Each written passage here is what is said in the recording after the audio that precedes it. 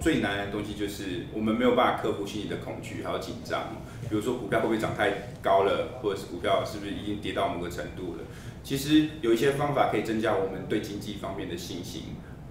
就像是我在这个课程里面会分成3个面向跟大家分享。第一个是世界经济的趋势，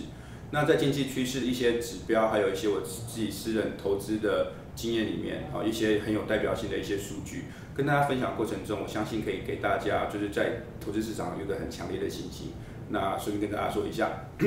现在的世界的市场里面是没有任何金融海啸的影子，对，其实它是很健康的，只是跟金融海啸之前的经济活动有一点点不一样而已。那我们了解了之后，我们就不会害怕。那至于第2个主题是产业的一些趋势，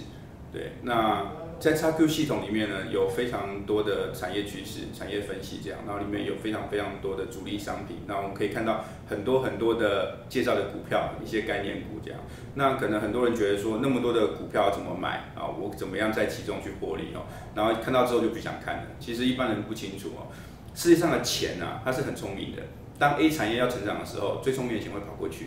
当 B 产业要成长的时候，最聪明会再跑过去。那如果我们可以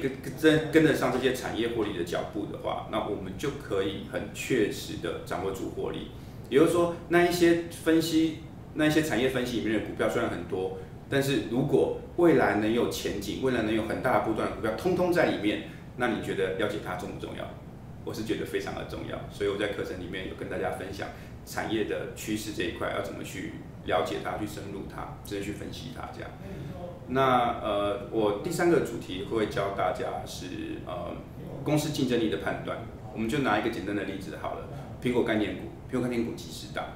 那概念股里面每个都很好嘛。其实苹果是一个很大的公司，订单非常的大，但不代表所有苹果概念股都很好，甚至有一些公司有可能会利用它跟苹果概念股相关的过程中去做一些股价拉抬，然后让主力去进行出货或什么的。对，那如果我们可以掌握到这个公司一个很明显的成长，那其实我们可以避免掉那个主力的那种操纵的风险。我们可以去跟着法人去对一间公司做一个长久的投资，然后去做一个非常漂亮的波段获利。对，大概就这3个面向这样子。如果大家想要在下半年以一个法人的角